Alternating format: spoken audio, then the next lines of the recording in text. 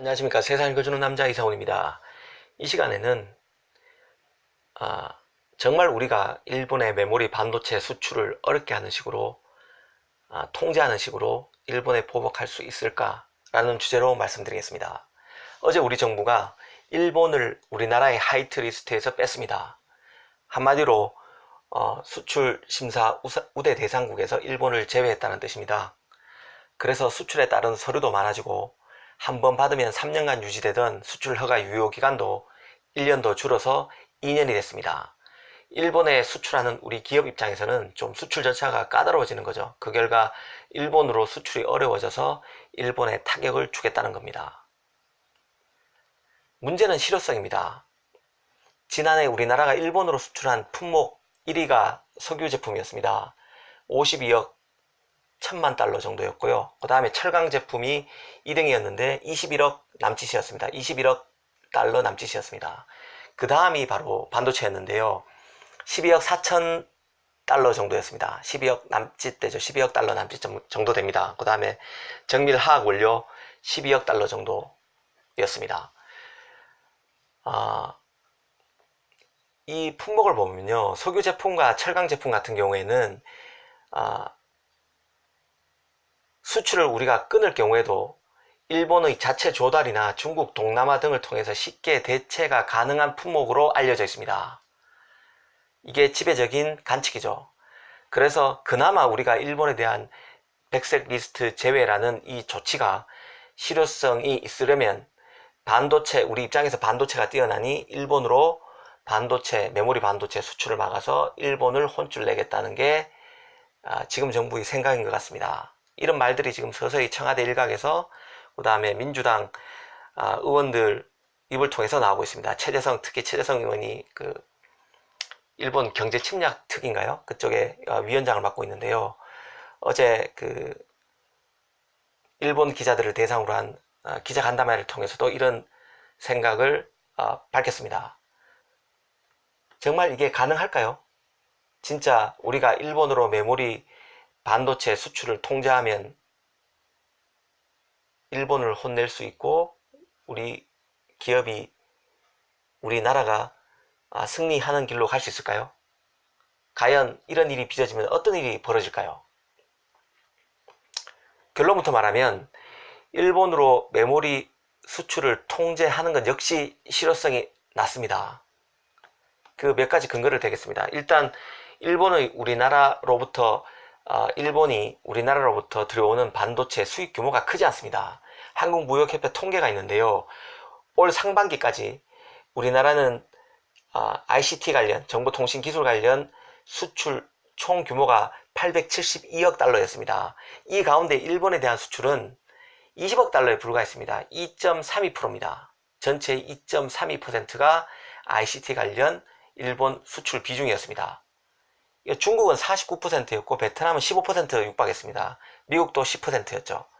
대만도 3.1%인데 거기에 비하면 일본은 2.32%에 불과합니다. 상당히 낮죠. 반도체만 놓고 보면 더 낮습니다.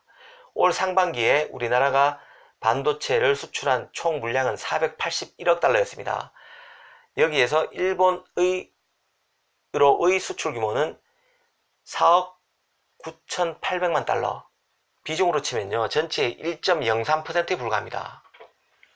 그러니까 우리나라의 올해 상반기 전체 반도체 수출 물량 가운데 고작 1% 남짓만 일본으로 갔다는 얘기입니다. 이 수치만 보면요 다분히 의외라고 느끼시는 분도 계실 것 같습니다. 다소 의외라고 느끼시는 분도 있을 겁니다. 하지만 일본 전자업체가 살아나고 있다고는 하지만 최고였던 과거와 비하면 위상을 상당히 잃은 상태고, 일본 전자업체들도 생산 라인을 일본에서 상당 부분 해외로 이전시켰습니다. 그래서 아무래도 우리 메모리 반도체의 일본 수출 물량이 적은 거죠. 그리고 이 메모리 수출 통제 효과가 실효성이 낮을 수밖에 없는 이유 중에 또 다른 하나는 일본 입장에서는 가장 반도체 의존도가 큰 나라가 우리나라가 아니라 대만입니다. 우리가 원체 그 D램 같은 경우는 강하죠. 낸드는 도시바라는 일본 업체가 있기 때문에 낸드 수출 통제는 거의 의미가 없고요. 사실은 결국에는 메모리 반도체 수출을 통제한다면 D램을 통제해야 되는데 일본 이 D램을 마이크론과 대만 업체로부터 많이 들어오고 있습니다. 이걸 한번 통계치에도 그것이 나타나는데요. 지난해 메모리 반도체 수입액 중에서 일본의 한국의 비중은 17%에 불과했습니다. 그런데 대만은 59.3%였습니다. 무려 몇 배가 되죠.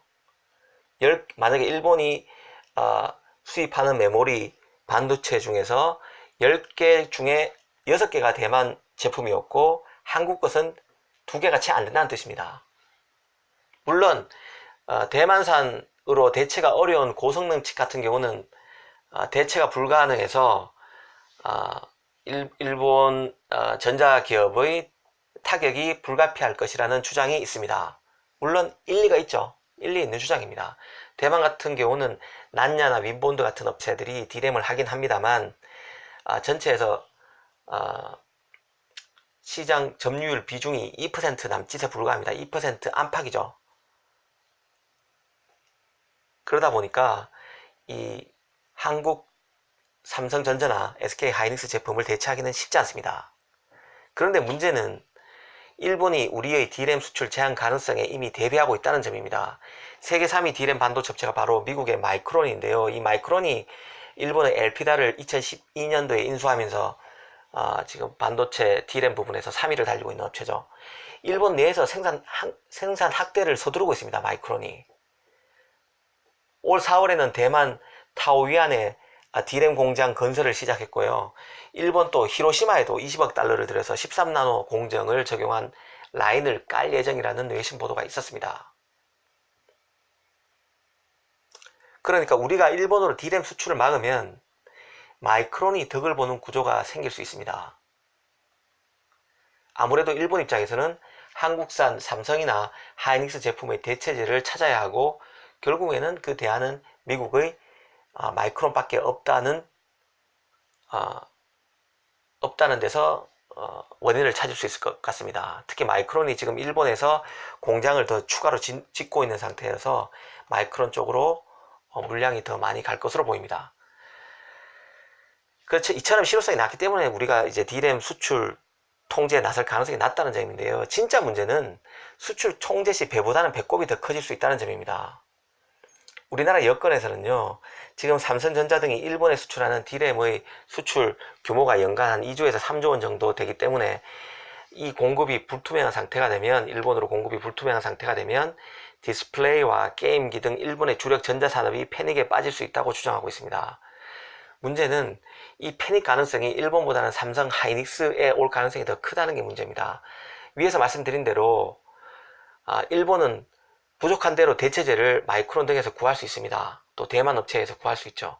하지만 삼성 하이닉스는 일본으로 물건을 못 팔아 피해가 불가피합니다. 지금 D램만 보면요, 가뜩이나 재고가 줄지 않아서 지금 업황 회복이 지연되고 있는 상황입니다.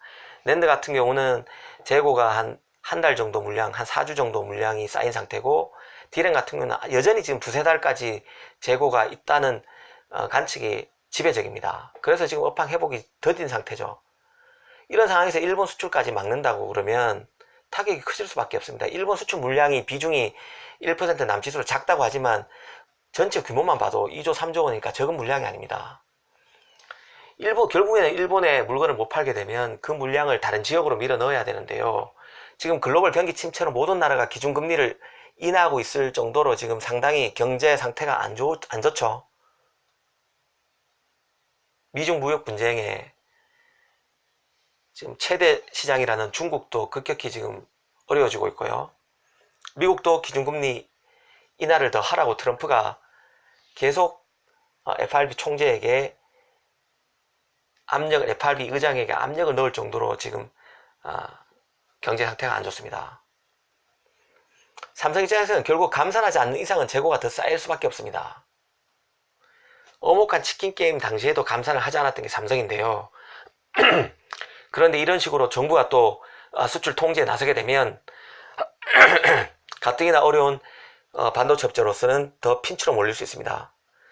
그리고 일본 정부가 지금 이런 수출 통제에 나선다고 우리 정부까지 맞대 형식으로 이런 궤도를 따라가다 보면 일본과의 경제 대전에 따른 명분도 약해질 수 있습니다.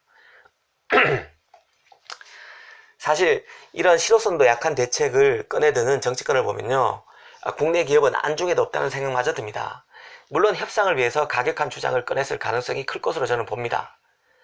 다만 한 가지 걱정이 되는 대목은 문재인 정부가 그간 우리 기업을 장기판 졸처럼 대하는 태도를 보여왔습니다. 특히 삼성에는 유독 더 모진 태도를 보여왔었는데요. 이런 그간의 태도를 보면 지금 이런 일종의 맞대응 카드가 득보다는 실이 많은 카드임에도 삼성을 볼모로 이런 카드를 실제 꺼내들지 않을까 하는 우려가 있는 것도 사실입니다. 더구나 우리 입장에서 보면요, GDP 대비 무역 의존도가 70%가 넘습니다. 하지만 일본은 GDP 대비 무역 의존도가 28%밖에 안 되죠.